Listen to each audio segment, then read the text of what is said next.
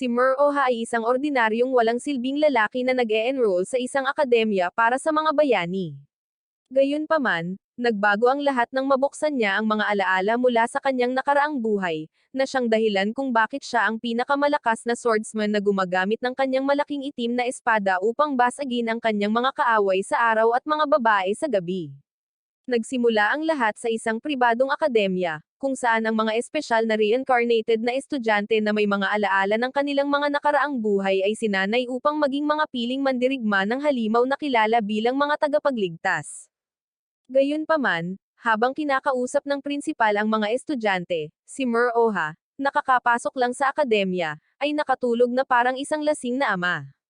Sa kanyang panaginip, naalala niya ang isang bahagi ng kanyang nakaraang buhay bilang ang pinakamalakas na kabalyero na Samira sa isang buong hukbo para lang iligtas ang kanyang mangingibig na may pulang buhok. Gayunpaman, nang malapit na siyang maglambangan, nagising lamang siya upang makita ang parehong babaeng may pulang buhok na sumandal sa kanya, at pagkatapos ay pinagalitan siya dahil sa pagkakatulog habang isinasagawa ang seremonya. Ang pag-headbutt ay nagpasimula ng isang bahagi ng kanyang memorya, na nagpaalala sa kanya ng pangalan nito mula sa kanilang nakaraang buhay, si Sarasha. At hindi sinasadyang tinawag niya ito sa pangalang iyon. Sa sandaling marinig niya ito, naalala rin niya si Muroha. At habang lumuluha, tumalon siya sa kanyang mga bisig, masayang sa wakas ay nagkita silang muli.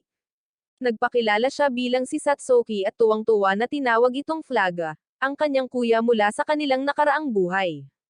Ngunit sinabi ni Muroha sa kanya na halos wala siyang maalala mula sa kanyang nakaraang buhay, na ikinagulat niya. Nang sandaling iyon, biglang bumagsak sa lupa ang isang babae, na nakakuha ng kanilang atensyon. At habang papalapit si Muroha upang tingnan ang babae, biglang hinawakan ng babae ang kanyang napakalaking simboryo at kinas siya. Agad na ikinainggit ni Satsuki ito, at nagsimula siyang umakto na parang isang babaeng hiniwalayan bago tumakbo na parang isang drama queen. Nang araw na iyon, nagtipon ang lahat sa training ground kung saan ipinaliwanag ng guro ang dalawang uri ng mga tagapagligtas.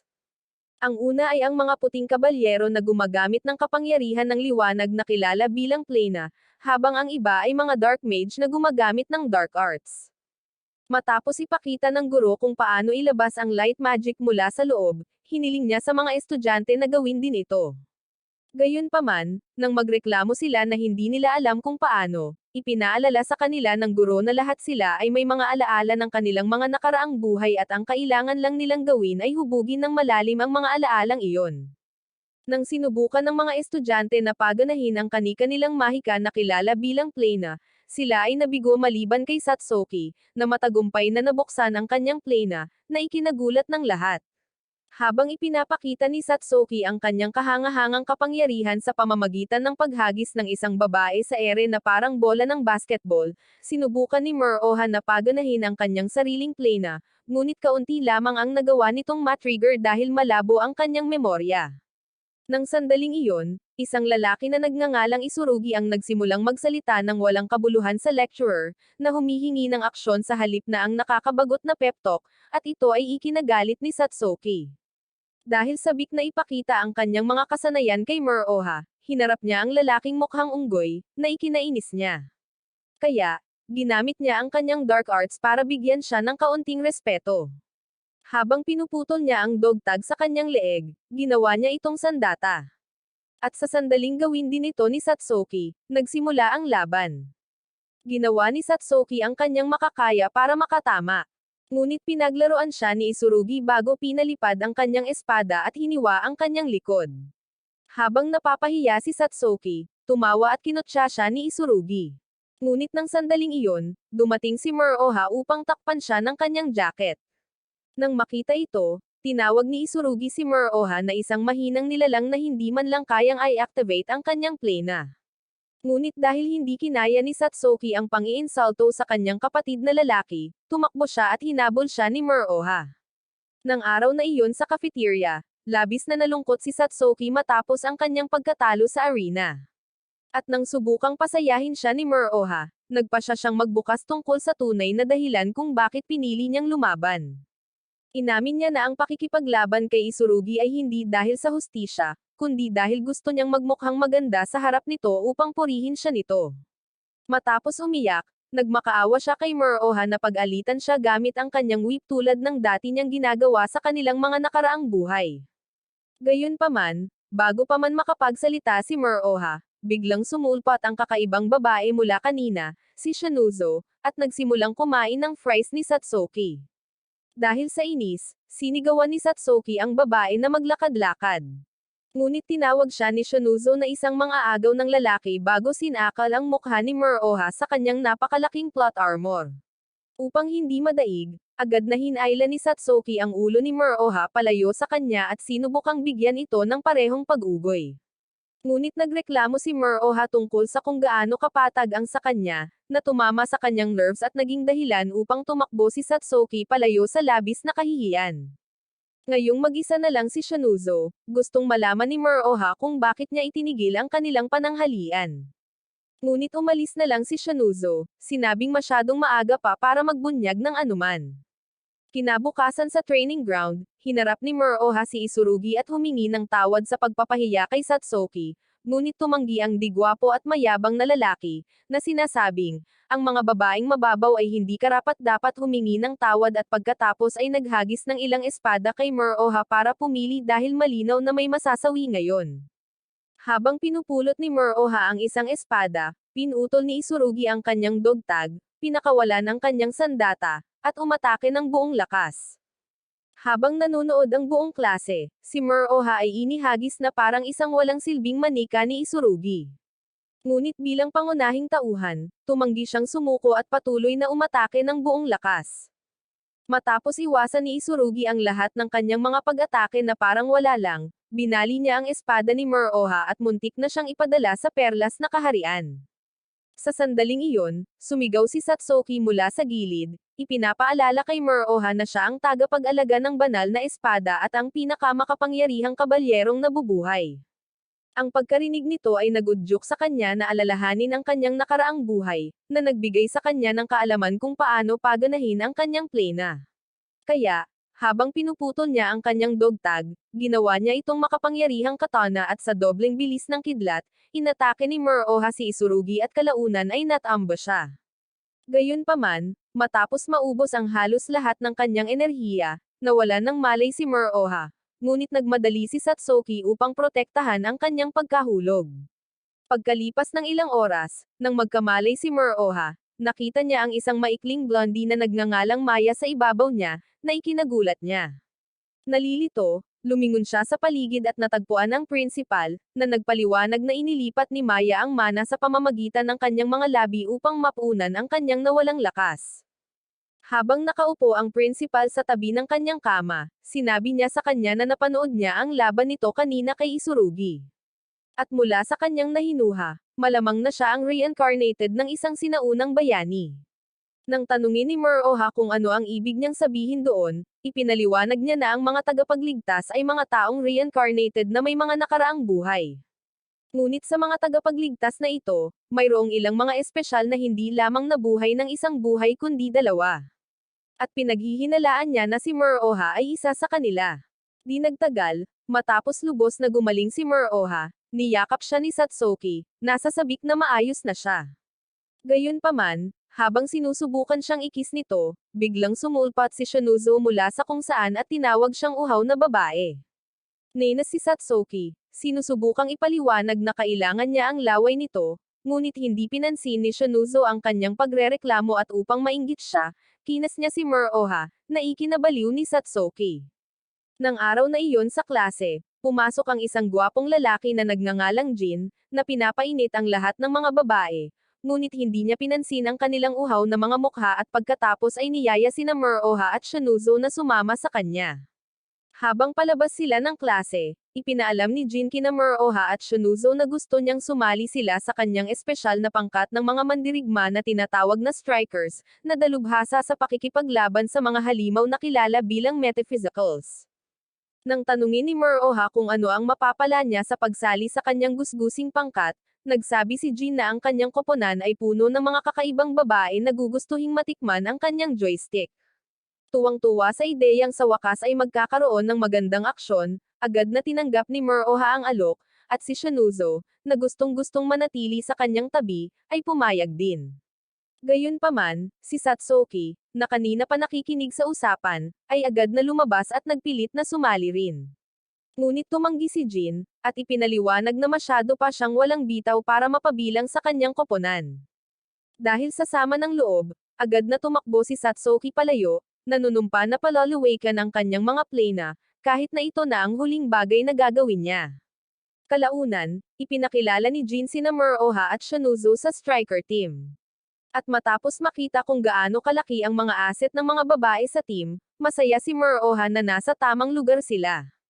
Pagkatapos ng pagpapakilala, ang team ay sumailalim sa kaunting pisikal at mahiwagang pagsasanay habang sina Muroha at Shanuzo ay nanunood mula sa gilid upang matutunan ang mga taktika ng team. Nang araw na iyon, habang pauwi mula sa pagsasanay, nakasalubong ni Muroha at Shanuzo si Satsuki, na nagreklamo na ilang oras na siyang naghihintay sa kanila at pagkatapos ay niyaya si Muroha na kumain ng tanghalian kasama niya. Gayunpaman, bago pa man makasagot si Muroha, agad na tinanggihan ni Shanuzo ang imbitasyon, sinabing pagod na sila at kailangan ng umuwi.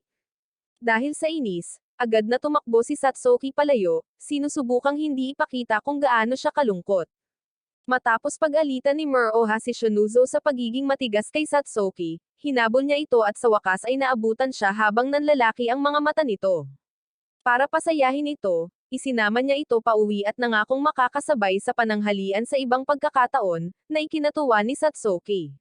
Nang katapusan ng linggong iyon, si Satsuki, na labis na sawang-sawa kay Shanuzo, ay niyaya siya sa mall para tumulong sa pagpili ng regalo para kay Muroha. Pagkatapos tumingin-tingin sa iba't ibang tindahan, nagpasya silang magpahinga sa labas ng mall kung saan nagreklamo si Shanuzo na kailangan niya ng ice cream matapos itong kaladkarin kahit saan. Kaya, tumungo si Satsuki sa tindahan ng ice cream para bumili. Gayunpaman, habang pabalik, napansin ni Satsuki ang isang malaking pagbabago sa panahon. At bago pa niya maintindihan ang nangyayari, isang lindol ang naganap, at biglang, isang napakalaking malaahas na metapisikal ang nagpakita mula sa karagatan. Habang nagtatakbuhan ang lahat patungo sa ligtas na lugar, biglang napansin ni Satsuki ang halimaw sa kailaliman na sinusubukang atakihin ang isang babae. Kaya agad niyang hinugot ang kanyang dog tag. At pagkatapos niyang magbagong anyo, inilunsad niya ang isang pag-atake laban sa halimaw bago pa nito maabot ang babae. Galit na galit ang halimaw sa kanyang pag-atake, sinubukan ng halimaw na gumanti, ngunit dumating si Shanuzo sa sandaling iyon, pinasabog ito ng malalakas na tipak ng yelo at iniligtas si Satsuki mula sa pagiging halimaw na meryenda. Nagtulungan bilang isang koponan, inakay ng mga babae ang halimaw na ahas palayo sa mga tao at papunta sa inilikas na mall, kung saan sinikap nilang tapusin ito. Gayunpaman, nang akala nila ay mananalo na sila, isiniwalat ng metapisikal ang maraming ulo nito at pagkatapos ay nagpaputok ng isang makamandag na hamog kay Satsuki. Ngunit sumugod si Shanuzo sa pag-atake upang iligtas siya. Samantala, pabalik sa akademya, ipinaalam sa striker team ang sitwasyon sa mall, ngunit sinabi ni Jin kay Muroha na wala silang magagawa tungkol dito, na ipinaliwanag na ang metapisikal na may ulong ahas ay isang banta sa klase ng dreadnought. Nang marinig ito, naalala ni Muroha noong bata pa siya at nasawi ang kanyang mga magulang sa isang trahedya at napakawalang silbi para gumawa ng anuman upang iligtas sila. Dahil ang alaalang ito ay nakatatak sa kanyang ulo, ayaw na niyang mawala muli ang sinumang mahal niya.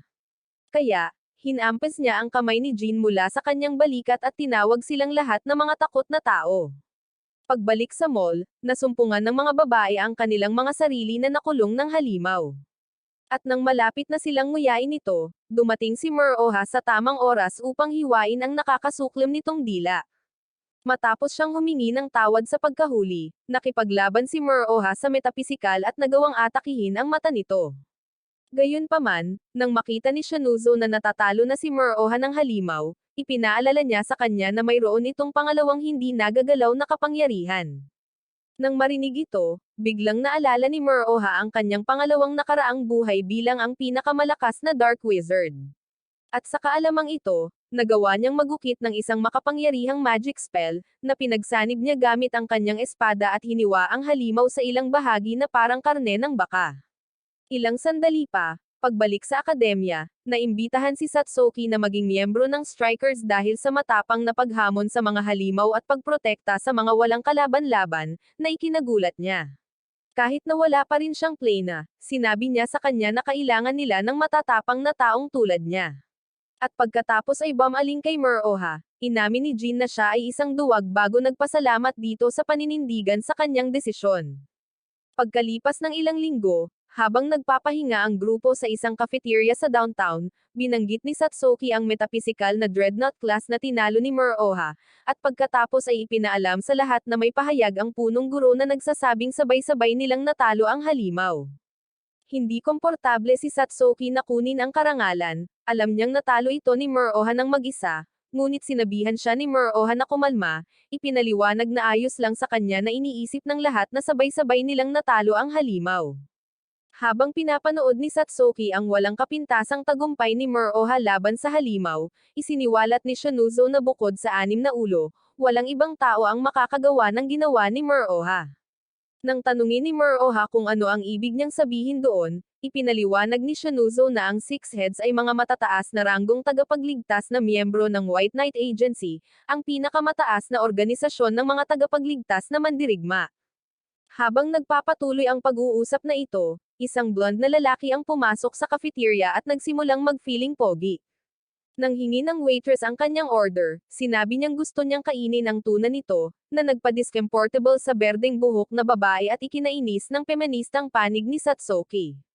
Habang sinisigawan ni Satsuki ang lalaki dahil sa pag-arte niyang parang talunan, agad siyang pinigilan ni Muroha bago niya ito suntukan sa mukha at saka humingi ng tawad sa padalos-dalos na pag-uugali nito. Nang hamupa ang kaguluhan, pumunta si Muroha sa counter para umorder. Ngunit bigla niyang napansin na wala na ang blonde na lalaking iyon sa kanyang upuan. Napagtanto rin niya na huminto ang oras at habang sinusubukan niyang alamin kung ano ang nangyayari, naramdaman niya ang lalaking iyon na parang kislap na gumagalaw at ngayon ay nakatayo sa likuran niya.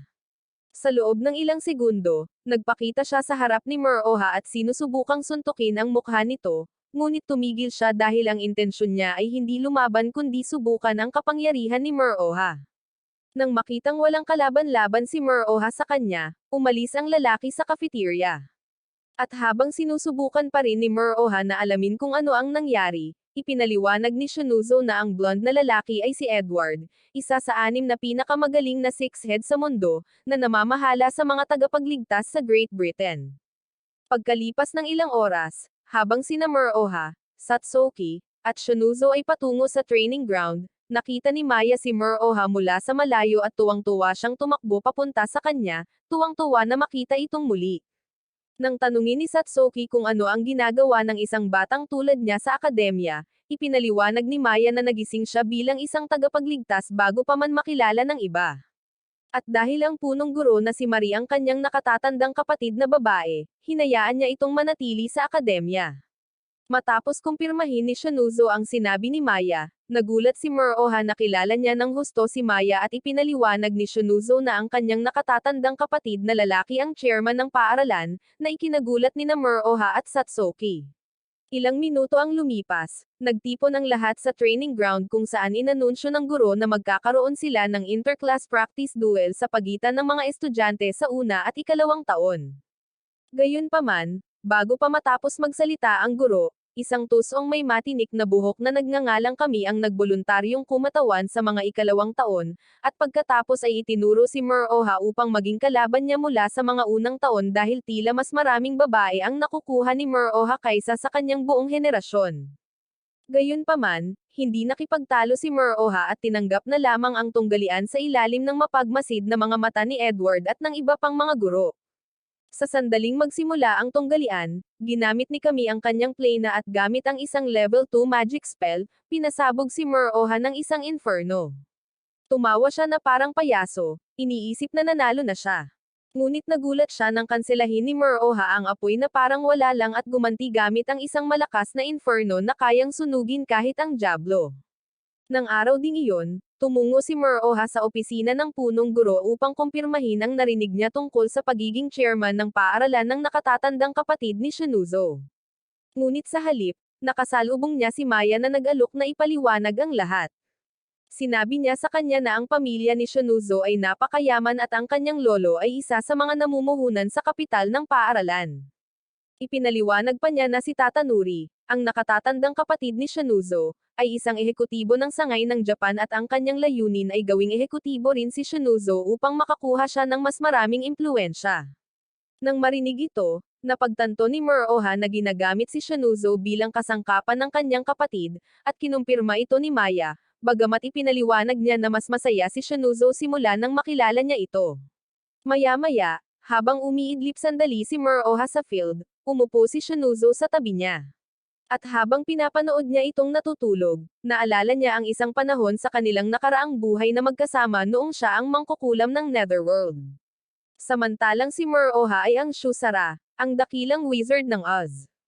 Magkasama nilang pinalamig ang isang buong kaharian para makapagsesyon sila sa malamig na kapaligiran. Maya-maya, nang magising si Muroha, naalala rin niya ang isang piraso ng malamig na mga panahong iyon kasama si Shunouzo, na nagpangiti sa kanya.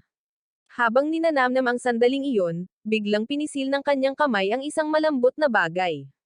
Ngunit nang makarinig siya ng mahinang tili, napagtanto niyang nakahawak siya sa aset ni Shunouzo at nataranta. Pagkatapos niyang humingi ng tawad, tinanong niya kung ito ba ang mangkukulam ng Netherworld, ngunit tumanggi si Shunouzo na ibunyag ang anuman at sa halip ay sinabi niyang gusto nitong tikman ang dila nito. Habang nagaganap ang kakatuwang ito, lumapit sa kanila si Satsuki at agad na nagselos.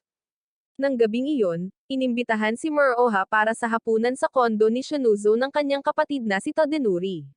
Nang makita ni Shunouzo si Muroha sa hapagkainan, halos sumabog ang kanyang puso, nakita niya itong nakadamit ng maayos na parang isang maginoo. Pinuri rin ni Muroha ang kanyang hitsura, na nagpamula ng husto kay Shunouzo. Habang kumakain sila ng hapunan, binanggit ni Tadenuri ang paksa tungkol sa mga S-rank at ang kondisyon para maging isa, na ang isang tagapagligtas ay kailangang talunin ang isang makapangyarihang metapisikal nang walang anumang tulong. Nang tanungin ni Tadenuri si Muroha kung gusto niyang maging isang S-rank, nilinaw ni Muroha na hindi niya natalo ang metapisikal ng mag-isa, kundi sa tulong ni Satsuki at Shunouzo, kaya hindi siya maaaring maging isa. Gayunpaman, iginiit ni Tadenuri na kaya niyang gawing S-rank si Muroha sa pamamagitan ng pagpilit kina Shunouzo at Satsuki na magpatotoo ng maling akala na siya mismo ang humawak ng metapisikal. Habang patuloy siyang nagpipilit, sinusubukang tuksuhin si Muroha ng pera at katanyagan, sumabad si Shunouzo, na nangangatwiran na mawawalan ng kalayaan si Muroha magpakailanman kung siya ay magiging isang S-rank. Ngunit pinatahimik siya ni Tadenuri, sinabing desisyon ito ng pamilya. Pagkalipas ng ilang oras, habang pauwi, hindi mapigilan ni Muroha ang pag-iisip tungkol sa lahat ng pinag-usapan ni Tadenuri. Ngunit bigla niyang napansin ang isang biker na nakasunod sa kanya. Kaya hiniling niya sa driver na huminto at ipinagpatuloy ang natitirang paglalakbay sa pamamagitan ng paglalakad. Nang marating niya ang isang liblib na lugar, tinawag niya ang especially iya upang ipakita ang kanilang mga sarili, at isang babae na naka-helmet ang nagpakita mula sa mga anino. Nang tanungin ni Muroha kung ano ang gusto niya, pinili ng babae na lumaban kaysa magsalita at agad na ginamit ang kanyang plane upang umatake. Mabilis na iniwasan ni Muroha ang lahat ng kanyang mga atake. Ngunit nang ang mga souvenir snack na nakuha niya mula sa bahay ni Shunouzo ay natapon sa lupa, nagalit siya. Ginamit niya ang kanyang plane at nilabanan ito ng may tunay na galit sa pagkakataong ito. Galit na nasayang nito ang kanyang pagkain, ngunit ang umaatake ay naglabas ng kakaibang berdeng aura na agad na nakilala ni Muroha bilang isang atake na naranasan niya sa kanyang nakaraang buhay. Kaya gumanti siya sa pamamagitan ng pagpapasabog sa kanya gamit ang isang breeze blade na nagpalipad sa kanya at napunit ang mga bahagi ng kanyang baluti, dahilan upang umatras siya sa kahihiyan. Pagkalipas ng ilang oras, pagkatapos ng planong pag-atake kay Muroha, tinawagan ni Edward si Tadenuri upang ipaalam sa kanya na ang kanyang katulong ang may pananagutan sa pag-atake kay Muroha. Gayunpaman, idinagdag niya na nabigo siya matapos subukan ang mga kakayahan ni Muroha at hindi siya nominado para sa S-rank. Sinubukan ni Tadenuri na kumbansihin siya, ipinaalala sa kanya na tinalo ni Muroha ang isang halimaw na nasa klase ng dreadnought ng mag-isa, ngunit tumanggi si Edward na paniwalaan ito, iginiit na aksidente lamang ito or sina Shunouzo at Satsuki ay mas malakas kaysa sa inaasahan. Pagbalik sa akademya, bumalik si Muroha sa kanyang silid ngunit nadatnan niya si Maya sa loob. Nataranta siya at tinanong kung ano ang ginagawa niya roon, ngunit mahinahong ipinaliwanag ni Maya na simula ngayon, siya na ang kanyang bagong kasama sa kwarto. Nang makuha niya ang kanyang kama, hiniling ni Muroha na umalis siya agad, ngunit tumanggi ang babae, iginiit na ang utos ay mula sa punong guro. Kinabukasan, nagulat si Shunouzo nang ipaalam sa kanya ni Todinuri na maglalakbay siya sa ibang bansa upang mag-aral. Ipinaliwanag niya na ang punong tanggapan ng Great Britain ay kulang sa mga Dark Mage, kaya kailangan ang kanyang kadalubhasaan doon. Nang tumutol si Shunouzo, na tumangging pumunta, sinabi sa kanya ng kanyang makasariling kapatid na nakapagdesisyon na ang pamilya, ibig sabihin wala na siyang pagpipilian. Nang araw na iyon sa paaralan, halos mabaliw si Satsuki matapos malaman na sina Muroha at Maya ay magkasama na ngayon bilang roommate. Noong oras ng tanghalian, pinuri ni Muroha ang curry buns ni Shunouzo, kaya nagpasya siyang pakainin ito ng creamy buns, ngunit halos mabaliw si Satsuki nang makita ito. Nagseselos siya dahil nakipag-kiss lang si Muroha kay Shunouzo ng hindi direktang kiss at iginiit na pakainin din nito ang sausage. Pagkatapos ng klase ng araw na iyon, inihatid ni Muroha, Satsuki, at Maya si Shunouzo pauwi at nagpaalam. Ngunit sa kaibuturan, labis na nalungkot si Shunouzo dahil wala siyang lakas ng loob na sabihin sa kanila na aalis na siya. Pag-uwi niya, umiyak siya sa shower sa buong oras, pakiramdam niya ay wala siyang magawa at hindi niya mababago ang kanyang kapalaran. Kinabukasan sa klase, nagulat at nalito sina Muroha at Satsuki nang wala si Shunouzo sa paaralan. Gayunpaman, bago pa man nila maintindihan ang anumang bagay, sumugod si Maya na nagpapanik, upang ibalita na aalis na si Shunouzo. Samantala, tinatapos ni Todinuri at Edward ang mga paghahanda para sa pag-alis ni Shunouzo patungong Great Britain, nang dumating ang butler upang ipaalam kay Shunouzo na may tawag siya mula sa punong guro ng paaralan. Habang sinasagot ni Shunouzo ang tawag, nalaman niyang hindi ito galing sa punong guro, kundi kay Muroha, na gustong malaman kung bakit siya lumiban sa paaralan ng araw na iyon. Nagsinungaling si Shunouzo na may sipon siya, ngunit madaling nalaman ni Muroha na ang kanyang makasariling kapatid ang nasa likod ng lahat.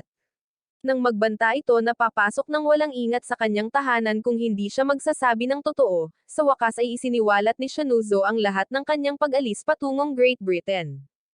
Sinubukan siyang hikayatin ni Muroha na huwag itong pakinggan, sinabihan siyang huwag makinig sa kanyang mayabang na kapatid, ngunit iginiit ni Shunouzo na hindi niya kaya.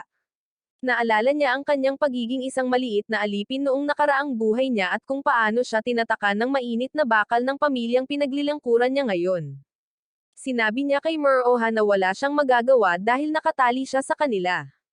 Ngunit tumanggi si Muroha na tanggapin ito. Kaya ng araw na iyon, sumugod siya sa loob ng mansyon ni Shunouzo, determinadong pigilan itong umalis. Gayunpaman, nang tangkaing pigilan siya nina Edward at Todinuri, pinigilan ni Muroha ang mga kahihinatnan at matapang na inangkin na siya ay isang S-rank bago inamin na natalo rin niya ang metapisikal sa kanyang sarili. Natigilan si Shunouzo nang makitang handang isuko ni Muroha ang kanyang kalayaan para lamang iligtas ito. At sinabi sa kanya ni Muroha na kahit wala siyang maalala mula sa kanilang nakaraang buhay, sa buhay na ito ay mahalaga ito sa kanya. Nang marinig ito, humagulgol si Shunouzo at tumakbo diretso sa kanyang mga bisig, umiiyak ng walang pigil. At doon na siya hinawakan ni Muroha at tumalon sa bintana, naiwan si Todinuri na nag-aalab sa galit. Sa labas ng bahay, naghihintay na sina Satsuki at Maya kasama ang sasakyan para sa pag-alis, at magkasama silang nakatakas sa mansyon. Habang pinapanood silang tumatakas, nawalan ng pasensya si Todinuri at pagkatapos ay nagmakaawa kay Edward na ibalik ang kanyang kapatid at pumayag si Edward. Habang mabilis na umaalis sina Muroha at ang mga babae gamit ang pagmamaneho sa antas ng Fast and Furious, inatake ni Edward ang sasakyan, halos mabuwal ito. Sa kabutihang palad, gumamit si Muroha ng mga kadena upang pigilan ang sasakyan mula sa pagbagsak sa isang kanal. Ngunit nang sandaling iyon, hinaranggan sila ni Edward at ng kanyang katulong sa kalagitnaan at hiniling kay Muroha na ibigay si Shunouzo. Nang tumanggi si Muroha, itinuro ni Edward na kahit inaangkin ni Muroha na natalo niya ang metapisikal na ito ng mag-isa, walang ebidensya nito. Upang patunayan ang kanyang nakakabaliw na lakas, hinamon ni Muroha si Edward sa isang tunggalian. Kaya, habang naghaharap sina Satsuki at Shunouzo laban sa katulong ni Edward, sina Muroha at Edward ay tumungo sa kalaliman ng kagubatan upang lumaban ng walang anumang pagkaantala. Habang nagsisimula ang tunggalian, ginamit ni Edward ang kanyang plena at hinugot ang kanyang napakalaking espada. Gamit ito, nakipaglaban siya kay Muroha, at pagkatapos ng ilang sagupaan, nagawa ni Edward na tusukan si Muroha sa kanyang tiyan. Samantala, nilabanan ni Satsuki at Shunouzo ang katulong, ngunit sila ay masyadong mahina at walang silbi para pabagsakin ito.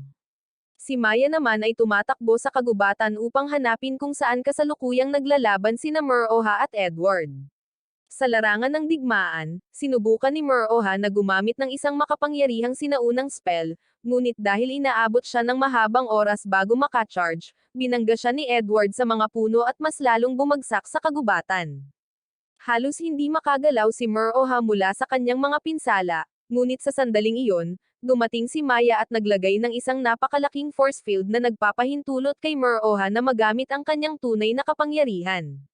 Nang sinubukan ni Muroha na magpaputok ng isa pang spell, si Edward, na may kumpiyansang makakaharang siya tulad ng dati, ay sinubukang umatake.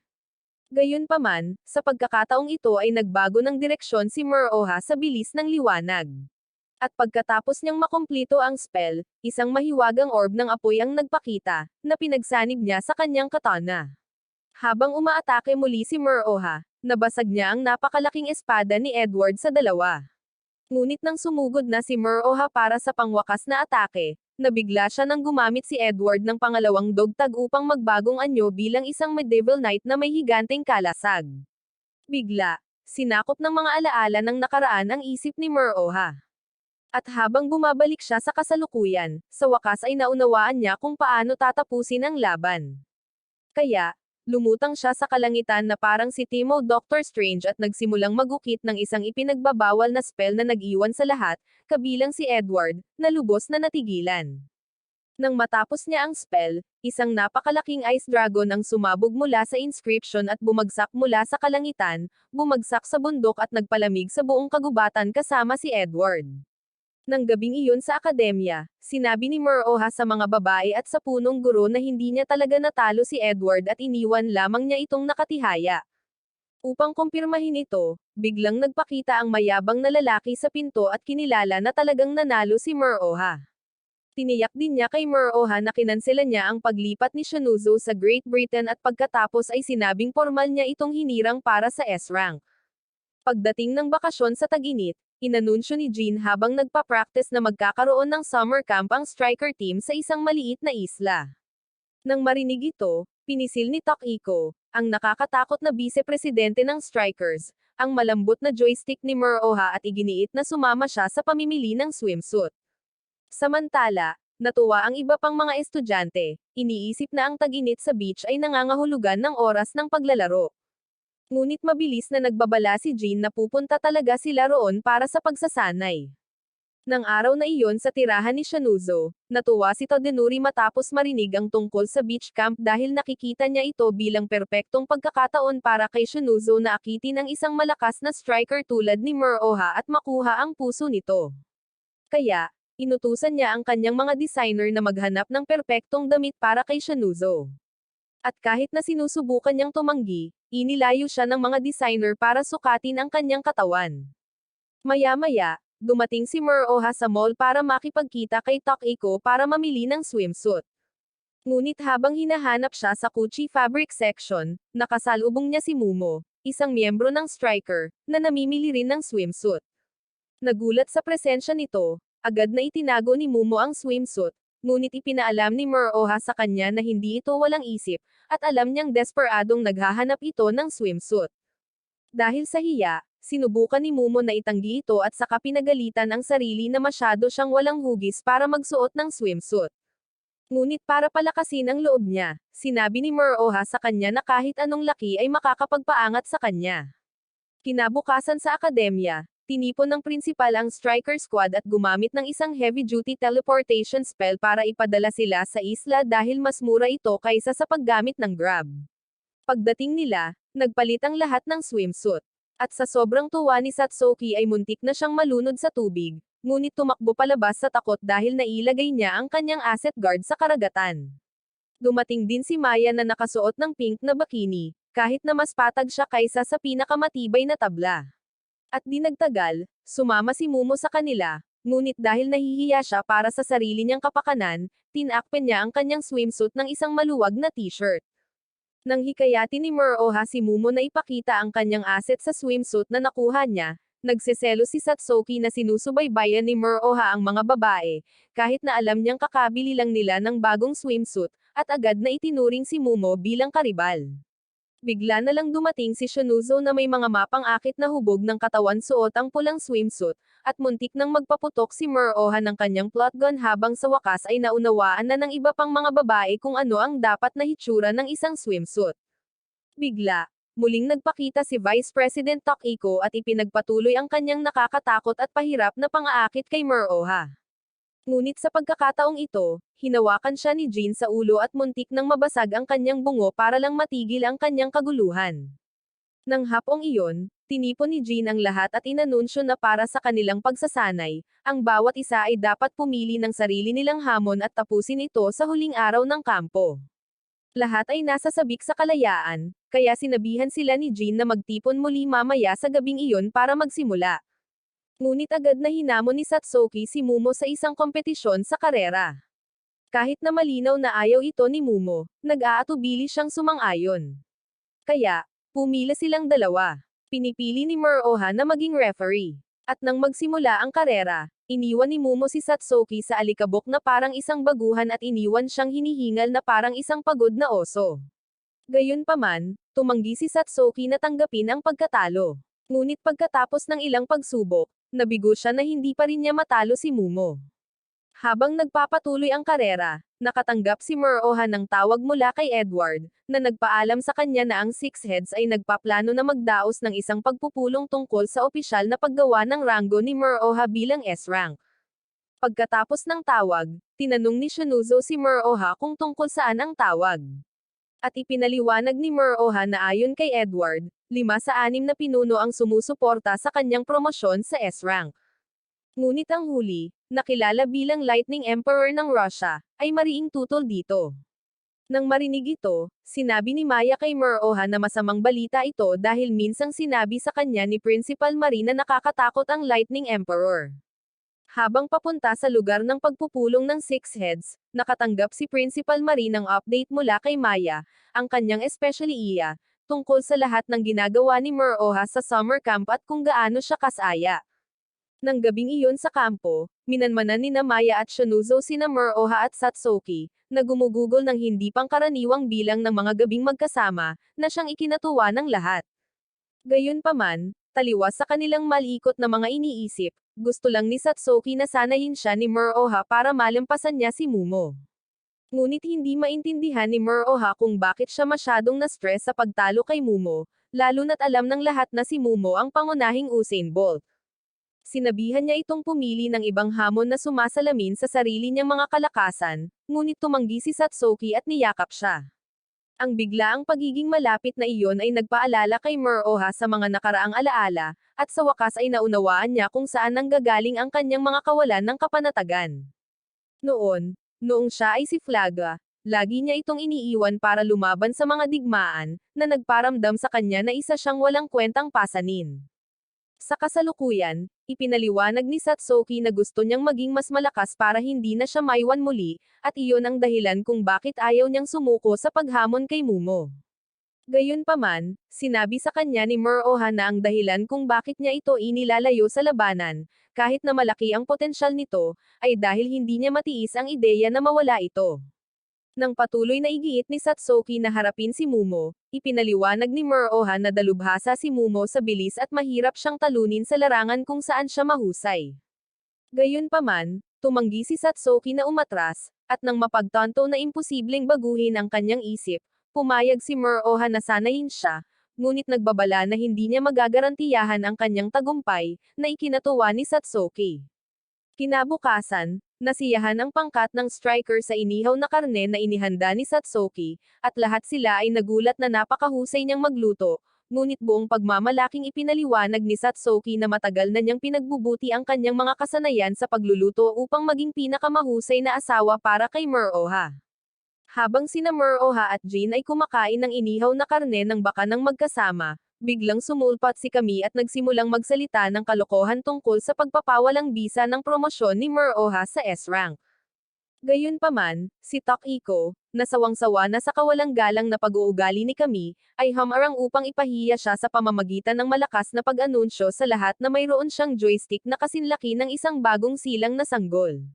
Nang gabing iyon, sinimulan ni Satsuki ang pagsasanay sa karera ng Olympics kasama si Muroha sa tubig, ngunit palagi siyang nabibigo. Gayunpaman, sa tuwing sinusubukan ni Muroha na sumuko na siya, kahit papaano ay iniisip ni Satsuki na siya ang nag-uudyok sa kanya. Kaya't lalo pa siyang nagsusumikap. Pagkatapos ng magdamag na pagsasanay, pagod na pagod si Satsuki. Ngunit habang pabalik sila sa kampo, napansin niya ang isang nakakatakot na bagay na gumagalaw sa tubig. Ngunit binaliwala niya ito bilang isang malamig na simoy ng hangin at iminungkahi na bumalik sila upang sumama sa iba. Bago matapos ang summer camp, nagdiwang ang mga striker gamit ang mga paputok at nagsimula pa silang magpaputok sa likod ng isa't isa para lamang sa tawanan. Nang gabing iyon, habang pabalik sa kampo, nakasalubong ni Muroha si Shinuzo, na nakasuot ng cute na yukata at napakaganda. Hindi maalis ni Muroha ang kanyang mga mata sa kanya, ngunit ipinaliwanag ni Shinuzo na pinilit siya ng kanyang kapatid na isuot ito. Si Muroha ay sinalubong ng isang alon ng nalilitong emosyon, ngunit nang subukan niyang tumakbo palayo, hinawakan ni Shinuzo ang kanyang kamay at inilagay ito sa kanyang mga aset. Sinabihan niya itong pumisil ng kaunti, ngunit nang matarante si Muroha na parang isang walang kwentang lalaki, iminungkahi niya na magtambay muna sila ng kaunti bago matulog. Samantala, nang gabing iyon, sinimulan ng Six Heads ang kanilang mahalagang pagpupulong upang pag-usapan ang promosyon ni Muroha sa S-Rank. Ngunit agad na tumutol si Vasilisa, ang Lightning Emperor ng Russia. Sumasang-ayon sa kanya si Charles, ang kinatawan ng Alemanya. Ngunit sinabi ni Ando, ang kinatawan ng turtle-headed mula sa Japan, na sinusuportahan niya ang promosyon at naniniwala siyang may talento si Muroha. Nang subukang kumbansihin ni Edward ang grupo na si Muroha ang real deal, sinabi ni Lojan, ang kinatawan ng China, na wala siyang problema sa pag-promote kay Muroha. Habang ang huling miyembro, si Arlene mula sa Estados Unidos, na dumalo sa pamamagitan ng Zoom call, ay itinuro na wala silang sapat na impormasyon para husgahan ang mga kakayahan ni Muroha. Iginiit ni Edward na hindi ito problema at sinabi sa kanila na natalo ni Muroha ang isang metapisikal na may 9 na ulo. Gayunpaman, tumanggi ang iba na tanggapin ito, iginiit na kung walang patunay, itatakwil nila ito bilang basurang usapan. Sinubukan muli ni Edward na kausapin sila ng may katuturan, ngunit biglang napahawak si Ando sa kanyang katawan sa sakit, na nagpapahiwatig na may isang metapisikal na nagpakita. Habang tumutunog ang mga alarma, isang napakalaking metapisikal ang nagsimulang magpakita mula sa tubig sa tabi mismo ng kampo ng striker squad. Samantala, nakita na ito ng mga striker sa pagmamatsyag, at kumalat ang takot sa grupo nang mapagtanto nilang mas malakas ito kaysa sa nilalang na nilabanan ni Muroha noon. Mas malala pa, kung ang halimaw na ito ay makarating sa lupa, ang sakuna ay magiging kapahapahamak. Kaya ipinaalam ni Jin sa kanila na inutusan silang umatras ng punong himpilan dahil napakalaki ng panganib. Nang tanungin ni Satsuki kung wala ba talaga silang gagawin tungkol dito, sinabi ni Jin na ang mga utos ay ganap at bilang pinuno ng squad, hindi niya sila maaaring dalhin sa isang walang pag-asang labanan. Agad niyang inutusan ang koponan na kunin ang kanilang mga gamit at maghanda sa paglikas dahil ang iba pang mga taga-isla ay nakasakay na sa barko. Gayunpaman, tumanggi sina Muroha at ang mga babae na tumakas na parang mga manok na walang ulo at sa halip ay handa ng lumaban. Pagbalik sa pulong, tuwang-tuwa si Vasilisa, tumatawa na parang isang baliw na kontrabida, nakikita ito bilang perpektong pagkakataon upang subukan mismo ang mga kakayahan ni Muroha. Iminungkahi niya na walang sino man sa Six Heads ang makialam at iginiit na ang lalaki na sinasabing si Edward ay may potensyal na S-rank ay dapat harapin ang halimaw ng mag-isa. Habang inililikas ang mga sibilyan mula sa isla, sina Muroha at ang mga babae ay naging handa na para sa aksyon. Ngunit sa kanilang pagkagulat, dumating din si Jin na handang-handa na lumaban. Nang tanungin ni Muroha kung bakit hindi siya umaatras, ipinaliwanag ni Jin na sa sandaling iyon ay hindi siya isang pinuno or miyembro ng squad, kundi isang taong nag-aalala lamang. Sinabi niya na na-inspire siya sa kung paano iniligtas ni Muroha ang mga babae noon at naniniwala siyang matatalo nilang 5 ang halimaw. Gayunpaman, nang lumabas ang mga salitang iyon sa kanyang bibig, nagpakita sa likuran nila ang natitirang bahagi ng pangkat ng striker, handa ring makipaglaban kasama ang kanilang pinuno. Sama-sama, hinugot ng squad ang kanilang mga armas at naghanda upang harapin ang metapisikal na sitwasyon. Nalaman nila na ang halimaw ay naaakit sa ingay at malakas na musika. Kaya bumuo sila ng isang plano. Si Jin, bilang pinuno, ang mangganguna kung saan magiging pinakamatindi ang pag-atake habang si Muroha ay umaatake mula sa likuran. Habang patuloy na lumalapit ang napakalaking halimaw sa lungsod, bigla nilang napagtanto na huminto ito. Gayunpaman, doon nila napansin ang mga paputok at napagtanto na ang baliw na si Kami ay inaatake ang halimaw gamit ang mga paputok. Ang kanyang aksyon ay lalong nagpapalala sa sitwasyon habang ang metapisikal na halimaw ay naaakit sa tunog at lumalapit sa kanya. Kaya, napilitan ang pangkat na simulan ang plano ng maaga para lamang iligtas siya. Matapos makita ng malapitan ang napakalaking halimaw, isang duwag ang sumubok na huminto, ngunit sinabi sa kanya ni Takiko na huli na ang lahat at pagkatapos ay kinuha ang kanyang perlas ng silanganan para parusahan siya dahil sa pag-iisip pa lamang na iwanan ang kanyang mga kasamahan sa koponan. Nang sandaling iyon, nagsimulang magpakawala ang squad ng mga mahiwagang spell sa metapisikal na aspeto. At sa una, mukhang nananalo sila hanggang sa magpaputok ang halimaw ng mga kayag ng mga kulisap na nabuo mula sa balat nito upang lumaban. Habang papasok ang halimaw sa lungsod, inactivate ni Jin ang kanyang plena at umatake, ngunit isang maliit na bahagi lamang ng katawan nito ang kanyang nagawang pasabugan. Sa likuran, nagpatugtog si Muroha ng malakas na musika upang hilahin ang halimaw palapit sa kanya. At habang papalapit ito, inactivate niya ang kanyang plena, at sa bilis ng kidlat ay sumugod siya diretso sa halimaw. Pagkatapos ay tinawag niya ang kanyang nagliliyab na magic orb, pinag-isa ito gamit ang kanyang espada, at hiniwa ang isa sa mga braso ng halimaw, ngunit agad na gumanti ang metapisikal na halimaw gamit ang kabilang braso nito. Habang ang lahat ay nagtutulungan sa larangan ng digmaan at umaatake bilang isang nagkakaisang koponan, ang isa pang braso ng metapisikal na halimaw ay nahiwa at nahulog sa karagatan. Gayunpaman, ang kanilang patuloy na pagsalakay ay lalong nagpagalit sa halimaw, dahilan upang ang buong katawan nito ay maging mga ulo. At mula sa mga ulong iyon, nagpakawala ito ng isang nakakadurog na atake ng tunog na nagpagulo sa buong striker squad. Maging si Jin ay hindi nakaligtas, at tanging si Muroha lamang ang nakapagprotekta sa kanyang sarili mula sa nakabibinging tunog sa pamamagitan ng pag-activate ng isang soundproof barrier. Habang ang lahat ay nakayuko at hindi makagalaw, ang mga lumilipad na insekto ay lumapit, handang magpakabusog sa kanilang laman. At kahit na dumating ang utos na umatras sila, ayaw umatras ni Satsuki. Naalala niya ang lahat ng pagsasanay nila ni Muroha sa gabi, at ito ang nagpasigla sa kanya. Kaya, kinuha niya ang kanyang sandata at inatake ang mga insekto, determinadong protektahan ang lahat. Habang tinatadtad niya ang kayag na parang mga sibuyas, napansin siya ng metapisiko, nagalit, at nagsimulang lumapit sa kanya. Nang makita si Satsuki na nasa panganib, tumalon si Muroha sa metapisiko, hindi alam kung ano ang susunod na gagawin. Ngunit bigla, naalala niya ang kanyang nakaraang buhay bilang isang makapangyarihang pantas at naalala ang isang nakakasawi na spell na minsan niyang ginamit.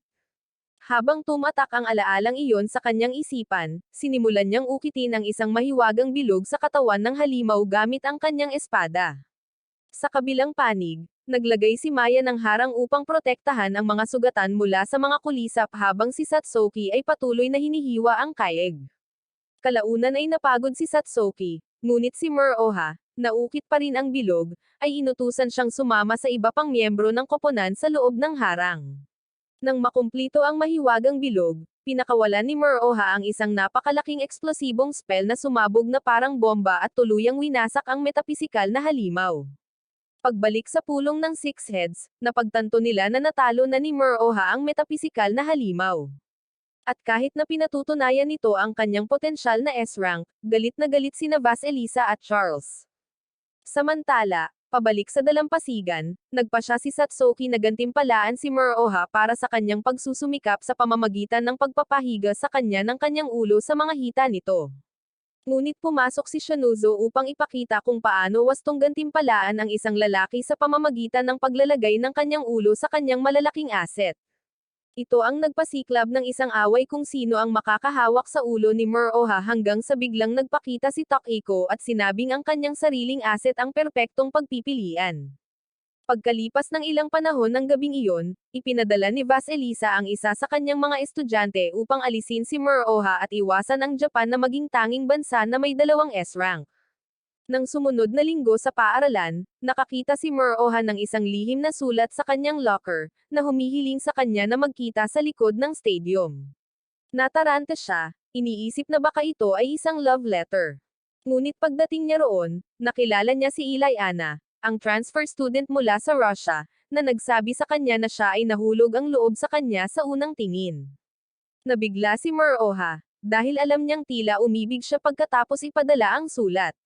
At sa kung gaano siya ka-confident, agad niyang pinaghihinalaan na maaring ito ay isang uri ng panloloko. Nang igiit ni Ilayana na ang kanyang layunin ay maging magkasintahan sila at mag-date ng magkasama.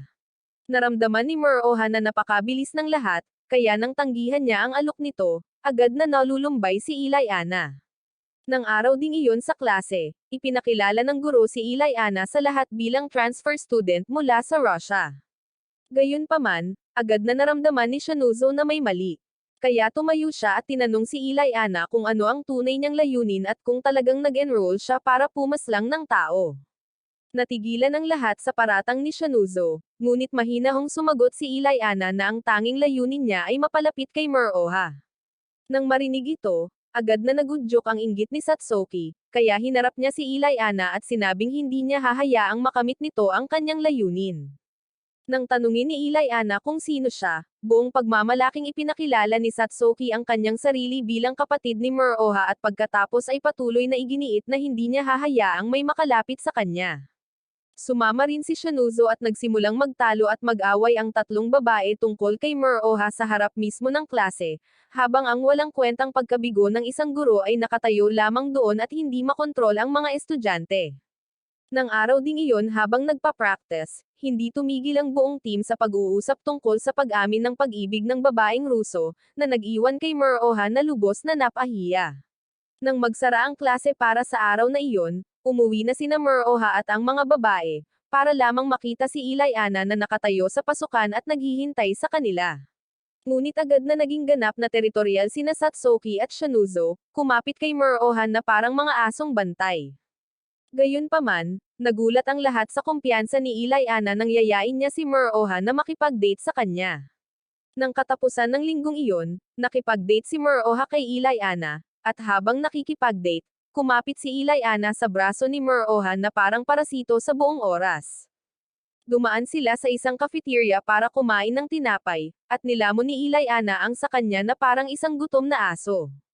Nang tawagin siya ni Muroha dahil kumakain siya na parang isang bilanggo sa death row, nagsalita si Ilayana, ipinaliwanag na noong nasa Russia sila, wala silang oras para sa mga kafe dahil lumaki sila sa mahigpit na mga kondisyon ng militar. Dagdag pa niya na malupit ang pagsasanay sa Dagestan at maaga silang ipinadala sa labanan. Kahit papaano ay nasabi ni Muroha na totoo ang kwento ni Ilayana, kaya nangako siyang magpapatuloy sila sa pagtambay at ipapakita niya kay Ilayana ang mas maraming lugar na may mga pagkaing sulit kainin. Naantig si Ilayana sa kabaitan ni Muroha at pagkatapos ay tinanong kung interesado ba siyang malaman kung isa ba itong Rusong assassin na ipinadala upang tapusin siya. Gayunpaman, sinabi ni Muroha sa kanya na hanggat hindi niya planong tapusin ito, ayos lang sa kanya. Pagkatapos ng tanghalian, nagpakuha sila ng mga litrato ng magkasama.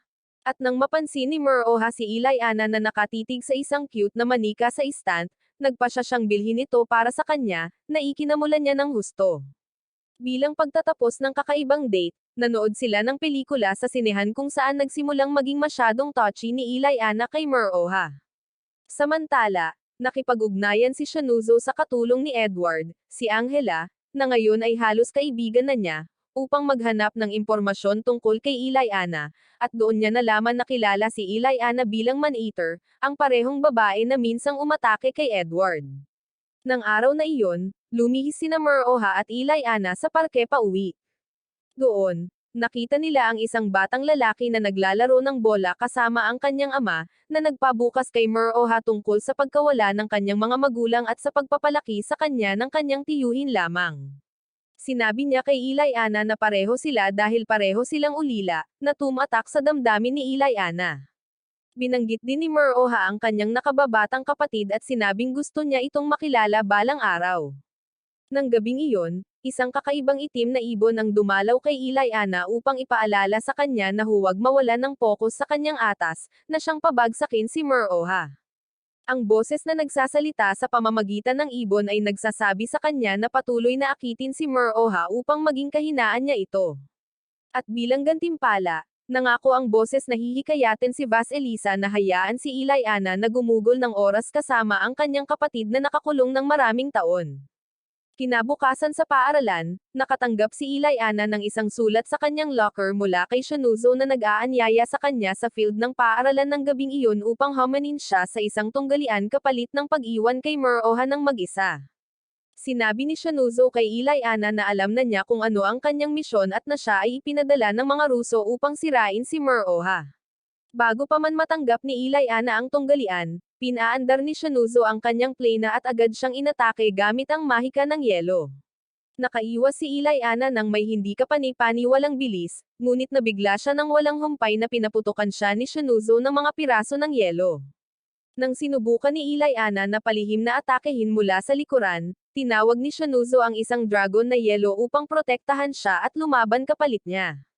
Habang nagpapakawala ang dragon ng isang malakas na hiningang yelo, natamba si Ilayana at napagtanto niyang maaaring matalo siya anumang oras sa lalong madaling panahon, kaya nagpa siya si Ilayana na gamitin ang kanyang Man-Eater Prana.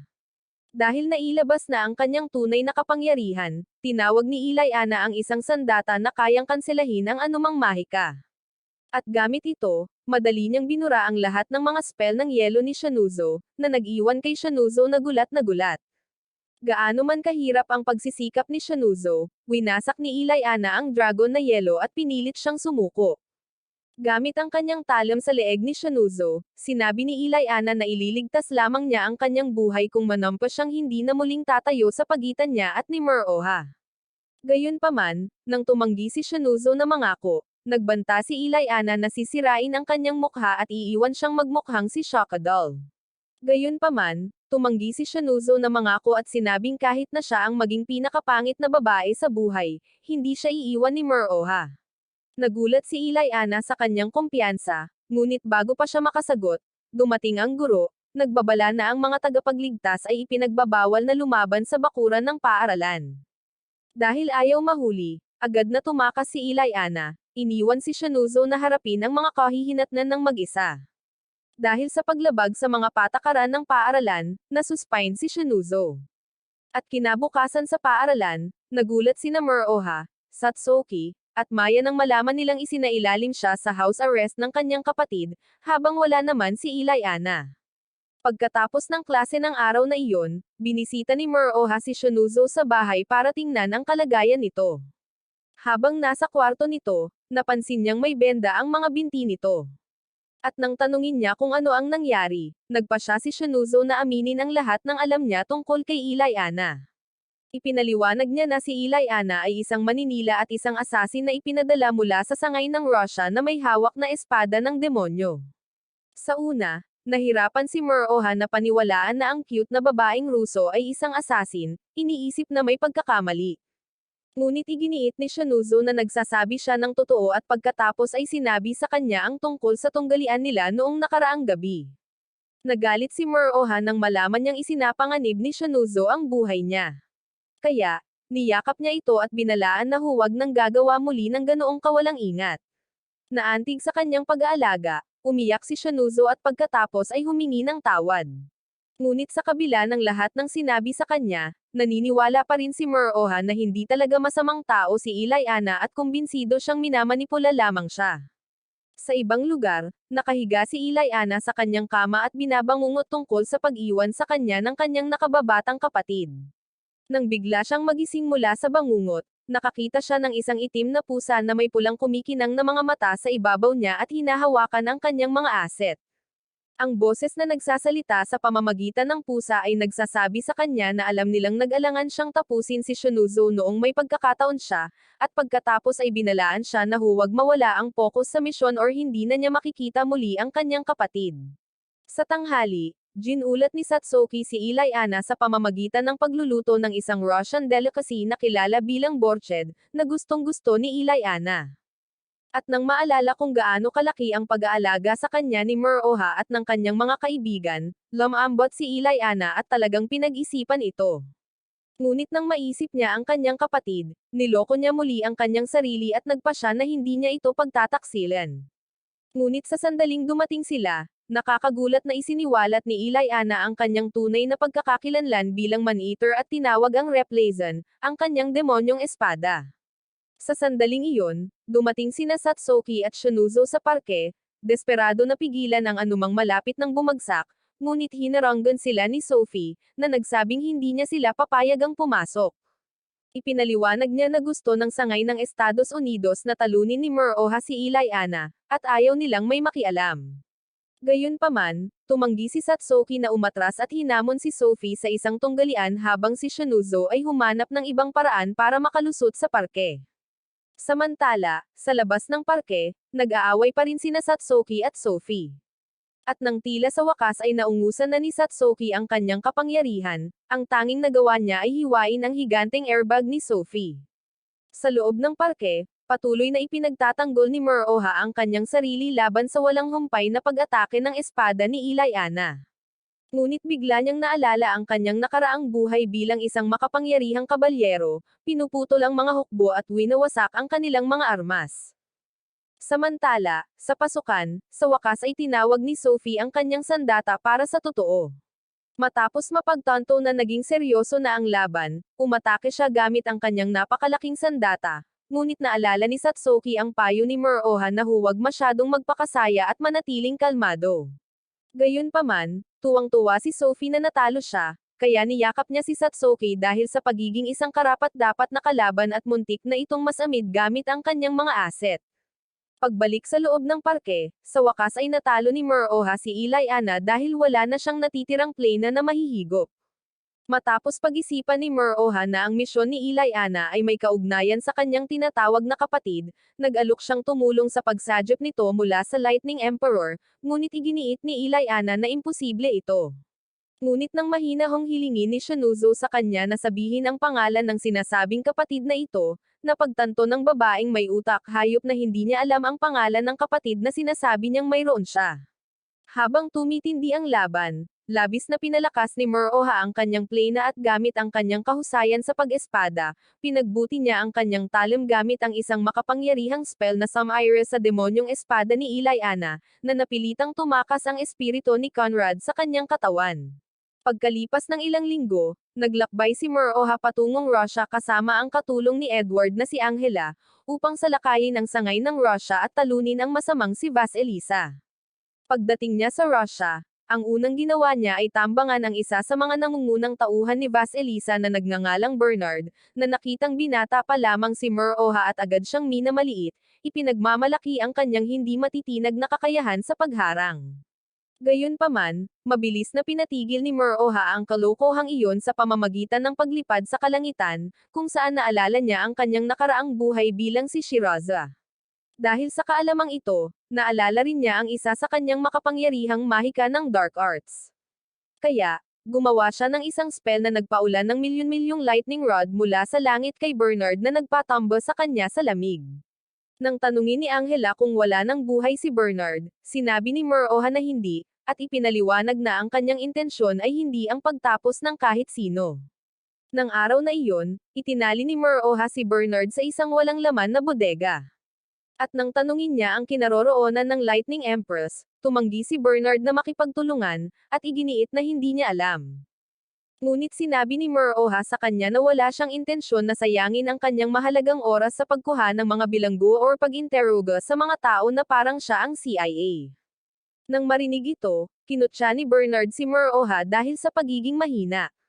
Kaya tinusok ni Muroha ang kanyang malaki at bilog na tiyan para ipakita na hindi siya mahina, at pagkatapos ay sinabihan siyang magbigay ng babala sa kanyang boss na nagdedeklara siya ng digmaan laban dito. Kalaunan, habang nasa tren, tinanong ni Angela kung bakit hindi sinusubukan ni Muroha na tapusin ang sinuman sa Russia. Ipinaliwanag ni Muroha na dahil imposibleng matagpuan ang lokasyon ni Vasilisa, ang plano niya ay pahirapan ang lahat ng pinuno ng distrito ng isa-isa hanggang sa tumigil. At nang matapos siya, wala nang magagawa si Vasilisa kundi magpakita. Gayunpaman, naisip ni Angela na walang katuturan ang ideya, tulad ng kanyang mukha, na ipinaliwanag na ang katapatan ng pinuno ng distrito kay Vasilisa ay malalim.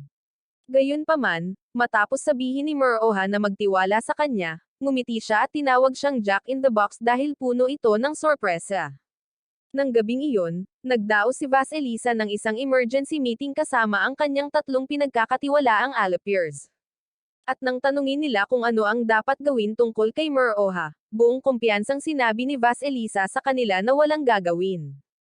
Ipinagmalaki niya na hindi siya maaaring magambala ng maliliit na isda at ang plano niya ay iwan si Muroha sa mga natitirang pinuno ng distrito. Tiyak na isa sa kanila ang magpapaalis sa kanya kalaunan. Pagbalik sa tren, nagreklamo si Muroha tungkol sa kung gaano kasikip ang tulugan para sa kanya at kay Angela. Ngunit binigyang kahulugan ni Angela ang kanyang mga salita bilang kalungkutan at inalok na yakapin siya buong gabi. Si Muroha, bilang isang edukadong alpha, ay agad na sumang-ayon sa ideya ng paghawak sa mga asset na iyon. Ngunit si Angela, na hindi inaasahan ang ganoong masamang tugon, ay nataranta at mabilis na itinulak siya palayo. Samantala, pabalik sa Japan sa akademya, matapang na ipinahayag ni Ilayana ang kanyang intensyon na maging nakababatang kapatid ni Muroha mula ngayon. Ngunit galit na tumutol si Satsuki, iginiit na siya lamang ang kwalipikadong maging kapatid ni Muroha. Habang patuloy na nagtatalo ang dalawa, nawalan ng pasensya si Shunouzo at sinabihan silang tumahimik. Ipinaalala niya sa kanila na sa halip na mag-away sa mga walang kabuluhang bagay, dapat nilang mas alalahanin ang kaligtasan ni Muroha sa malayong Russia. Nang araw na iyon, habang pauwi ang mga babae, nakasalubong nila si Maya, na nagpahayag ng kanyang pag-aalala tungkol sa kaligtasan ni Muroha. At ito ang dahilan kung bakit labis na nag-alala ang mga babae tungkol sa kanya at nagdarasal na sana ay makabalik siya ng ligtas. Samantala, kinabukasan sa Russia, sinimulan ni Muroha ang kanyang plano sa pamamagitan ng pagpapahirap sa bawat pinuno ng distrito na kanyang matagpuan. Gayunpaman, sinigurado niyang iiwan silang lahat na buhay para lang malinaw na makarating ang kanyang mensahe kay Vasilisa at kumalat ang kanyang pangalan sa buong lupain. Matapos lipulin ang lahat ng 7 pinuno ng distrito, naiwan sa kanya ang 8 at huling distrito. Nang gabing iyon, habang naghahanap ng hotel, napansin ni Muroha ang mga espesyaliya na nakasunod sa kanya at kay Angela. Habang tumatakbo siya palayo ng may supersonic na bilis, napansin niya na hinahabol siya ng mga espesyaliya. Kaya pinangunahan niya sila sa kailaliman ng kagubatan ng may mas kaunting pagkaantala at casualty. Doon ay hiniling niya sa mga espesyaliya na magpakita at biglang may isang lalaking sumalpok sa lupa gamit ang isang sibat. Ipinakilala niya ang kanyang sarili bilang si Romano, ang pinuno ng 8 distrito at pagkatapos ay ipinaalam kay Muroha na napapaligiran na siya ng iba pa niyang mga tauhan. Mula sa kung saan, umatake ang kambal. Ngunit nang umiwas si Muroha sa kanilang atake, agad nilang kinopya ang kanilang mga sarili upang talunin siya. Gayunpaman, walang kahirap-hirap silang napilitan ni Muroha na sumuko at nailigtas pa sila mula sa isang paparating na napakalaking bowl ang apoy. Nang akala ni Muroha ay malinaw na ang baybayin, inatake siya ng isang nakal-alasong hamog. At mula sa loob ng manipis na hamog, isang lalaking may maskara ang nagpakita, handang tapusin ang trabaho. Ngunit ipinakalat ni Muroha ang lason gamit ang breeze blade at pagkatapos ay pinatumba ang lalaki. Kasabay nito, muling umatake si Romano, ngunit si Muroha, alam na isa lamang itong panlilinlang upang linlanggan siya at pagkatapos ay paputukin siyang muli gamit ang freeze haze, ay lumaban sa kalangitan. Lumingon ang alipin at nagpakita ng isang salamin, at sa pamamagitan nito, si Vasilisa mismo ay nagsimulang mag-enchant ng isang nakakatakot na spell ng kidlat upang ipatawag ang isang dragon na may kulog. Nang mapagtanto niyang huli na para pigilan siya, itinulak ni Moroha si Angela palayo sa panganib at inatake ito ng husto, na ikinatupok siya agad. Mabuti na lang at nabasag ni Angela ang salamin na ginagamit ni Vasilisa sa paggawa nito. At sa sandaling nagawa niya ito, nakatakas ang alipin ni Vasilisa. Nang bumagsak si Moroha, agad siyang dinala ni Angela sa isang kalapit na hotel kung saan inilapag niya ito sa kama. At nang mapagtanto niyang humihinga pa rin ito kahit na naluto na ito ng maayos, inalis niya ang kanyang damit upang pakainin ito ng nakapagpapagaling na bagay mula sa kanyang walang katapusang pabrika ng aset. Kinabukasan, bumalik na sa normal si Moroha. Habang nahihiya si Angela dahil ginugol niya ang buong gabi sa pagpalain ito gamit ang kanyang malambot na aset. Nagpasalamat si Moroha sa kanya sa pagpapagaling nito, na lalong nagpahiya kay Angela. Ngunit nang sandaling iyon, biglang nagpakita ang babaeng pinitik ni Moroha sa noo kanina at nakita silang nasa kakaibang sitwasyon. Agad siyang humingi ng tawad at umalis. At ilang minuto ang lumipas, matapos magbihis sina Moroha at Angela, umupo sila upang makipag-usap sa kanya. Nagpakilala ang babae bilang si Honda. At nang tanungin ni Angela kung paano niya nalaman kung nasaan sila, ipinaliwanag niya na sinundan niya sila pagkatapos ng away sa kagubatan at pagkatapos ay nagmakaawa kay Moroha ng isang pabor. Nang tanungin ni Moroha kung ano iyon, nagmakaawa si Honda na iligtas niya ang kanyang kaibigang si Julie mula kay Vasilisa, ang Lightning Empress. Nang araw na iyon sa tren, ipinaliwanag ni Honda na karamihan sa mga tagapagligtas sa Russia ay mga ulila, at dahil wala silang pamilya, walang nagrereklamo kapag sila ay inaabuso. Ipinaliwanag pa niya na tinitipon ni Vasilisa ang mga kawawang ulilang ito upang mag-away sila hanggang sa masawi, at pagkatapos ay ginawa niyang mga bodyguard ang mga nakaligtas.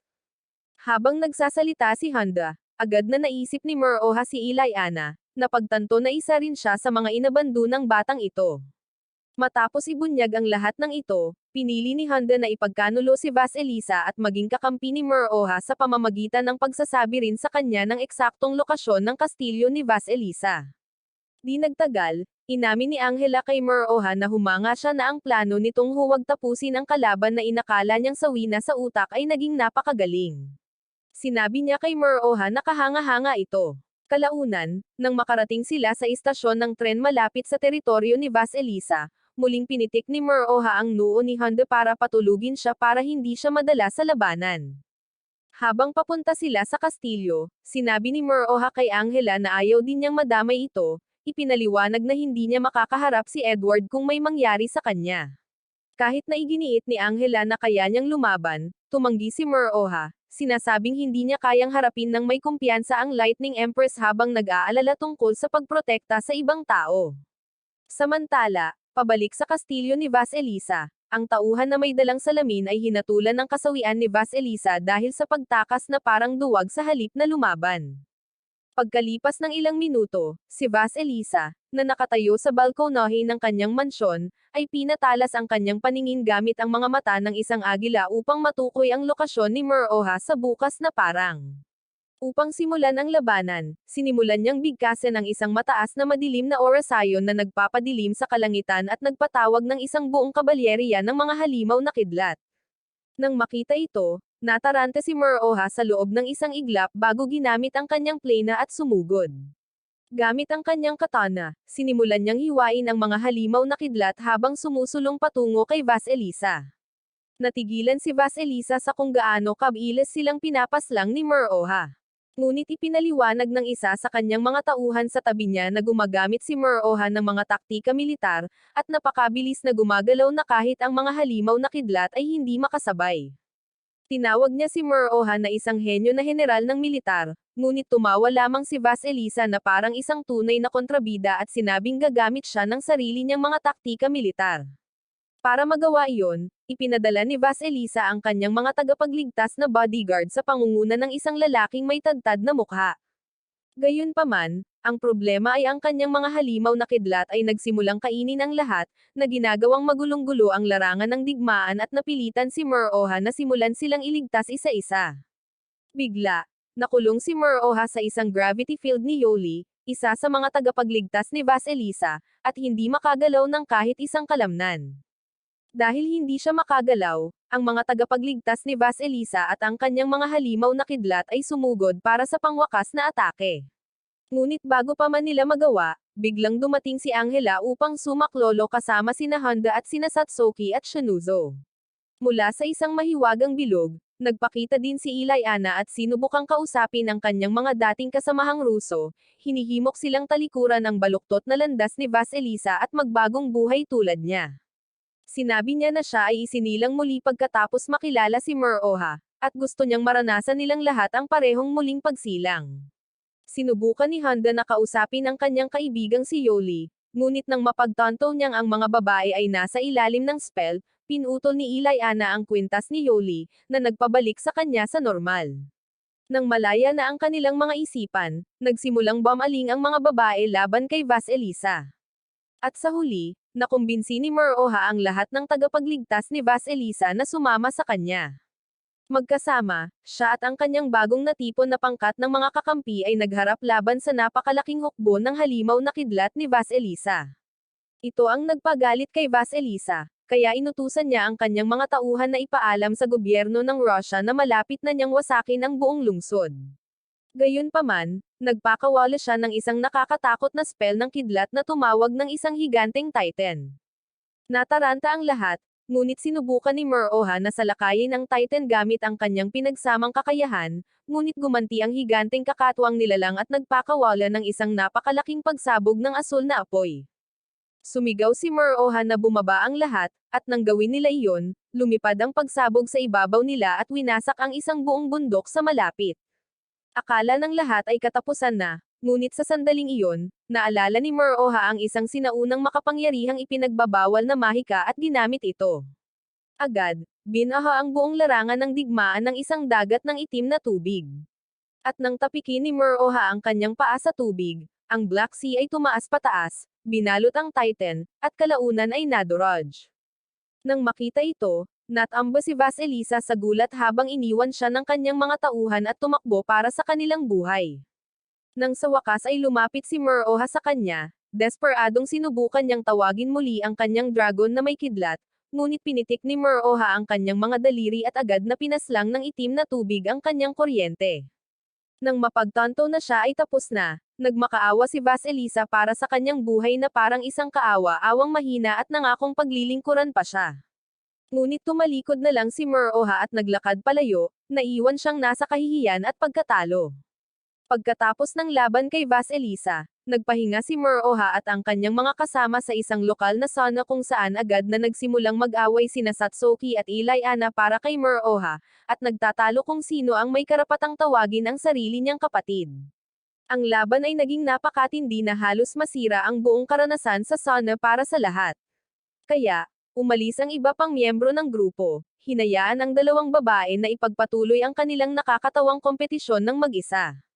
Habang nasa labas sa lamig, nagpasya sina Muroha at Shunouzo na gumugol ng ilang tahimik na oras na magkasama. Sinabi sa kanya ni Shunouzo na ang gusto lang niya ay huwag nang umalis sa tabi niya, at nais niyang gugulin ang natitirang bahagi ng kanyang buhay kasama ito, noon at ngayon. Kinabukasan, sa ahensya ng White Knight, pinag-usapan nina Edward at Turtlehead Ando ang nangyari sa pagitan nina Muroha at Vasilisa, at kung paano siya tuluyang winasak ni Muroha. Bigla, nakaranas si Ando ng karaniwang pananakit ng katawan na hudyat ng pagkakaroon ng isang metapisikal. Sa pagkakataong ito, ang sakit ay naging mas matindi kaysa dati. Kaya, habang ang iba pang mga babae ay inililipat pabalik sa Japan, nakatanggap si Muroha ng tawag mula kay Edward na hinihiling sa kanya na manatili sa Russia upang tumulong sa paglaban sa bagong metapisikal na ito. Nang bumalik ang mga babae sa akademya, labis na nalungkot si Maya nang mapagtanto niyang hindi na bumalik si Muroha kasama nila. Umiyak siya ng mapait dahil sa pagkawala nito, at naantig ang mga babae sa kung gaano niya ito namimiss. Nang gabing iyon, niyaya ni Satsuki si Maya na manatili sa kanyang silid upang hindi siya malungkot. Kaya nang gabing iyon, nanatili si Maya sa kwarto ni Satsuki, ngunit laking gulat nila nang dumating din ang iba pang mga babae para sa isang sleepover para hindi makaramdam ng kalungkutan si Maya. Gayunpaman, sa kalagitnaan ng gabi, biglang naalala ni Satsuki ang isang nakakatakot na alaala ng isang napakalaking dragon, at ito ay ikinatakot niya. Napansin ni Maya at Shunouzo ang takot sa kanyang mukha at tinanong kung ano ang problema. Ngunit hindi ito pinansin ni Satsuki at sa halip ay hiniling na hilingin nilang lahat na ligtas na makabalik si Muroha. Samantala, matapos tulungan ni Muroha ang mga tagapagligtas na Ruso na talunin ang metapisikal, si Ando, na ngayon ay na-hospital dahil sa matinding sakit sa puso, ay nagising na nanginginig. Sumugod si Edward sa kanyang tabi at sinabi ni Ando na sa pagkakataong ito ay hindi lamang metapisikal ang nakikita niya, kundi ang sinaunang dragon mismo. Sa sandaling iyon, tulad ng hinulaan ni Ando, biglang dumilim ang langit nang magpakita ang sinaunang dragon, ang huling boss ng lahat ng metapisikal. Lahat ng tao sa lungsod ay tumakbo sa takot. Ngunit ang halimaw na ito ay hindi basta-basta umaatake dahil mayroon itong target, at agad nitong itinoon ang kanyang nakakatakot na mga mata sa akademya. Dahil wala si Muroha, determinado ang iba pang miyembro ng striker team na protektahan ang akademya anuman ang mangyari. Naghanda sila para sa labanan, at sumama pa si Angela sa squad sa ilalim ng pamumuno ni Jin upang tumulong sa paglaban sa halimaw na ito. Gayunpaman, habang naghahanda sila ng isang pagtambang sa kagubatan, agad na naunawaan ng dragon na may pinahusay na IQ ang kanilang plano. Kaya, tumalon ito sa kalangitan, naglaho sa mga ulap, at tuluyang naging hindi nakikita. Nang bumaba ito, nagpakawala ito ng maraming putok ng apoy diretso sa kagubatan. Nagsitakas ang striker para sa kaligtasan, ngunit nalock ng dragon ang tunay nitong target, si Satsuki, at sumugod patungo sa kanya. Sinubukan ni Satsuki na tumakas kasama si Mumo, ngunit nadulas ito at nahulog.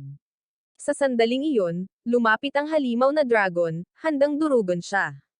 Ngunit inatake ito ni Takiko at ilang striker gamit ang kanilang pinagsamang mahika. Gayunpaman, natakot sila nang kanselahin ng dragon ang kanilang mga spell, muling isinulat ang kanilang pagkakataon gamit ang mga mata nito, at pinaputok ang kanilang sariling mahika pabalik sa kanila. Samantala, pabalik sa Russia, nakita ni Muroha ang lahat ng nangyayari sa akademya sa pamamagitan ng surveillance footage, at bigla niyang naalala ang katotohanan. Ang sinaunang dragon na ito rin ang may pananagutan sa pagkawala ng buhay ni Satsuki at Shunouzo sa mga nakaraang buhay nito. Kahit ilang beses pa siyang ipanganak muli, ang halimaw ay patuloy na bumabalik upang kunin ang anumang mahalaga sa kanya. Pagbalik sa akademya, ang halimaw na dragon ay nag-amok ng husto, sinira ang lahat ng bagay malapit sa campus. Sinubukan ni Jin na pigilan ito sa pamamagitan ng pagtalon sa likod nito, ngunit nang tangkain niya itong tusukan, inihampas siya ng dragon na parang isang makulit na lamok at pinabagsak siya sa lupa. Pagkatapos ay pinasabog siya nito ng isang napakalaking inferno. Ngunit dumating si Takiko sa tamang oras, na naglagay ng isang panangga na panlaban upang iligtas siya.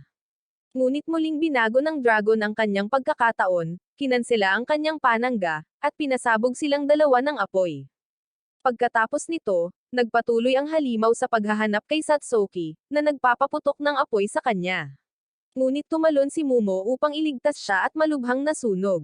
Samantala, naghahanda si Principal Marie ng isang teleportation spell upang ibalik si Muroha nang bigla niyang mapansin na nasa panganib si Maya. Kaya, nagmadali siyang protektahan ito, ngunit nasunog hanggang sa maging matengkad. Dahil sa takot, sinubukan ni Maya na pagalingin siya, ngunit iginiit ni Marie na tapusin na lang niya ang teleportasyon. Kaya, inilipat niya ang kanyang kakayahang mag-teleport kay Maya, pagkatapos ay nawalan ng malay. Determinado, isinuot ni Maya ang sombrero ng mangkukulam ni Marie at sinimulang yukit ang enchantment ng teleportasyon. Agad siyang napansin ng dragon at sumugod upang pigilan siya, ngunit si Edward ay nagpakita na parang isang kabalyero na may makintab na baluti at hinaranggan ang atake. Sa pagprotekta ni Edward sa kanya, kinumplito ni Maya ang spell. At mula sa mahiwagang bilog, lumabas si Muroha kasama ang dalawang babaeng Ruso sa kanyang tabi. Patuloy na hinabol ng metapisiko si Satsuki. At nang malapit na siyang pasabugan nito ng isang napakalaking inferno, kinansela ni Muroha ang apoy at iniligtas siya. Agad niyang inutusan ang lahat na umatras dahil malinaw na siya ang target ng dragon at pagkatapos ay binalaan sina Satsuki at Shunouzo na huwag lumapit sa kanya. Pagkatapos ay sumugod si Muroha sa kalangitan at nagsimulang mag-enchant. Ipinatawag niya ang kanyang nagliliyab na orb at pinag-isa ito sa kanyang espada.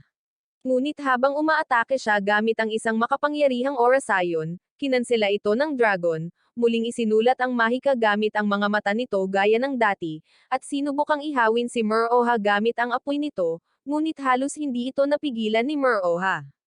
Dahil sa pagkadismaya, umungal ang dragon sa galit, at sa pagkakataong ito ay nagpakawala ito ng isang nakabibinging atake na nagdudulot ng hindi mabata na sakit. Napatakip ang lahat ng kanilang mga tainga. Muling sinugod ni Muroha ang dragon, ngunit nauwi sa pagkabasag ng kanyang espada. Ang halimaw na dragon na ito ay may kapangyarihan ng bawat metapisikal na kanilang nakalaban. At sa sandaling iyon, napagtanto ni Shunuzo na matyaga nitong hinintay ang pagdating ni Muroha bago pinakawalan ang buong puwersa nito. Habang abala si Muroha sa pakikipaglaban sa mga kulisap na pinakawalan ng halimaw, hinabol ng dragon ang mga tunay nitong target, sina Shunuzo at Satsuki. Inatake sila nito gamit ang isang makamandag na hamog na naging bato ang kanilang mga katawan. Natigilan si Muroha at hindi makapaniwala sa kanyang nakikita. Nagsimula siyang manginig, napagtanto na nabigo pa rin siyang protektahan sina Satsuki at Shunuzo kahit sa buhay na ito. Habang naaalala niya kung paano sila nasawi sa kanyang nakaraang buhay, nabaliw si Muroha sa galit. At habang nakapalibot sa kanya ang isang masamang aura, ang kanyang espada ay naging madilim na parang bula, dahilan para salakayin niya ang dragon na parang isang baliw. Sinimulan niyang ukitin ang isang ipinagbabawal na spell sa katawan ng dragon, isang spell na sapat ang lakas para sirain ang lahat at burahin ang buong lungsod. Nataranta ang lahat, napagtanto na samobra na si Muroha at hindi na mapipigilan. Habang naghahanda si Muroha na ilabas ang spell na lipulin ang dragon kasama ang bawat nabubuhay na bagay, sina Satsuki at Shunuzo ay nahulog sa isang malalim na kawalan ng ulirat at natagpuan ang kanilang mga sarili na nagsasalita sa kanilang mga nakaraang sarili. Hinikayat sila ng kanilang mga dating sarili na huwag sumuko at bumalik upang matulungan nila si Muroha sa pagkakataong ito. Kaya bago pa man makumpleto ni Muroha ang world-ending spell, bumalik sina Satsuki at Shunuzo, na muling isinilang bilang si Sarashi at ang mangkukulam na Netherland. Magkasama nilang pinakalma siya, na hinihila siya pabalik mula sa ganap na pagkawasak. At sa sandaling iyon, naalala ni Muroha ang lahat tungkol sa kanyang mga nakaraang buhay. Bilang resulta, pinagsama niya ang mga kapangyarihan ni Naflaga, ang banal na swordsman, at Shusura, ang hari ng Netherworld, sa isang katawan. Nang makitang handa na si Muroha, ginawa ng mga striker ang lahat ng kanilang makakaya upang lumikha ng pagkakataon para gamitin niya ang kanyang ultimate spell. Natigilan si Muroha sa kung gaano katapang ang lahat sa pakikipaglaban upang tapusin ang dragon, at tiniyak sa kanya ni Satsuki na sa pagkakataong ito ay hindi siya nag-iisang lumalaban. Sa tulong ng kanyang mga babae, gumawa si Muroha ng isang makapangyarihang spell. At nang subukang paalisin ng dragon ang chant, inihagis ni Angela ang isang punyal diretso sa mata nito, na nagpahinto dito. Dahil walang natitirang makakapigil sa kanila, pinagsama ni Muroha, Satsuki, at Shunuzo ang kanilang mga kapangyarihan upang bumuo ng isang makapangyarihang espada na kayang hatiin kahit ang langit. Gamit ang banal na talam, hiniwa nila ang dragon sa kalahati, dahilan para sumabog ito ng nakakagulat.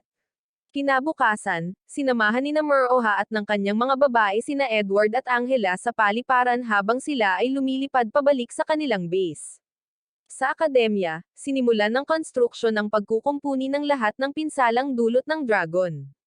Sa kabilang banda, nagpasya si Ilayana na manatili sa Japan kasama si Muroha at ang iba pa, habang ang striker squad ay naka-recover na.